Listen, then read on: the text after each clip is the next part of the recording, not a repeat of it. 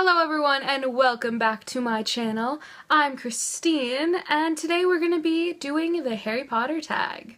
Last week I did the newbie booktube tag and I figured what better way to introduce myself to the booktube than a Harry Potter tag next. The first question is, what house are you? And I am a Slytherin. A lot of people like to argue with me on that and I don't like when people argue about it because, contrary to popular belief, I am not a Ravenclaw, nor am I a Hufflepuff, so shush! I'm a Slytherin, and that is fine with me. Second question is, what is your favorite book? Now this is a hard one for me to answer, but I feel like probably the fifth one, Order of Phoenix. I absolutely love most of the Harry Potter books, but Order of the Phoenix I feel is when it starts getting darker and it starts to really affect the main characters. It also has one of my favorite parts where Hermione lures Umbridge to the Forbidden Forest and you kind of see a darker side of Hermione and what she's willing to do for Harry and his friends, and it's amazing and I really love it. And this also leads to the third question, which is, what is your favorite movie? Probably the fifth one as well. For me, it's mostly about aesthetics because the fifth one is when it starts getting really dark. Like, if you look at that Harry Potter movie, it's just grayscale. All gray, all blues, like darkness, and it's really good and just aesthetically pleasing for me. So probably why it's my favorite. Now the next questions are pretty combined, which is your least favorite book and your least favorite movie. Mine are the same, and I feel a lot of people, for some reason, don't enjoy the second book or movie, The Chamber of Secrets. I don't know why. I personally I never really got too intrigued by it. I just, Like, if I'm watching a Harry Potter movie marathon, if I flip onto it and it's Chamber of Secrets, I'm probably gonna skip it. It's just, for me, it's not as intriguing, and I really should probably read the book again and watch the movie again, but for me, it's just not, I don't know. I mean, you get introduced to Horcruxes in there and all that stuff, and a young Tom Riddle, but I can't. I don't know why. I don't know why. Now for me, finding a favorite character is really hard because I love, everyone. Well, except for one exception, which we all know who that is.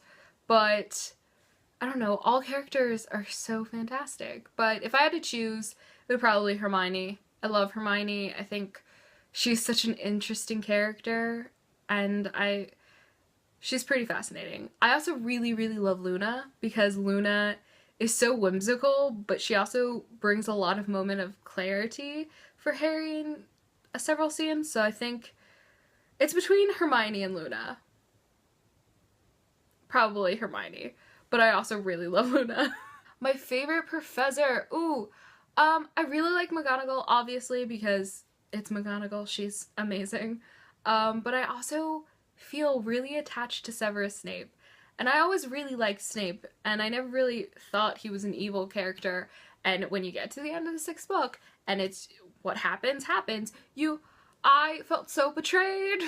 So betrayed. So I was like, no! How was I wrong for all of these books?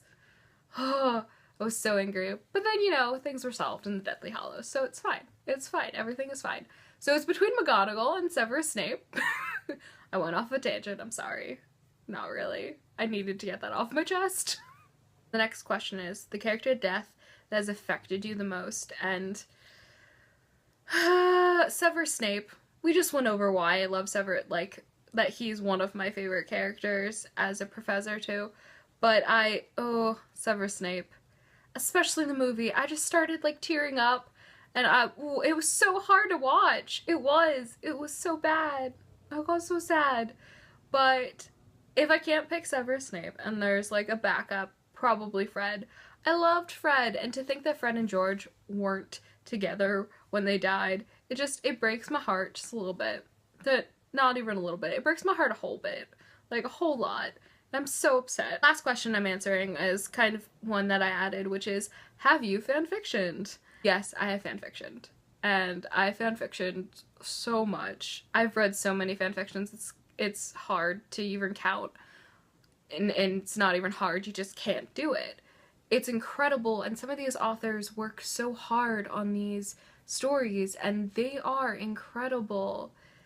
And I love the community of fanfiction, and I feel like it's another type of community like BookTube where you support each other. And once you have that kind of close group of people that support you, it's incredible. And fanfiction is how I discovered Harry Potter. Well, not discovered. I did see the first movie and heard about the books obviously before, but I stumbled upon a Harry Potter fanfiction by chance, read it, and just kind of wanted to read Harry Potter. So that's how I picked up the books. That's how I started reading Harry Potter, and it's incredible. And it kind of changed my life, like it changes most people. It has effects on individuals, I guess is the easiest way to say. And I'm so happy that I did, and I'm so happy that fanfiction was the catalyst that made me read the series. So yes, I have fanfictioned, and I think fanfiction is amazing.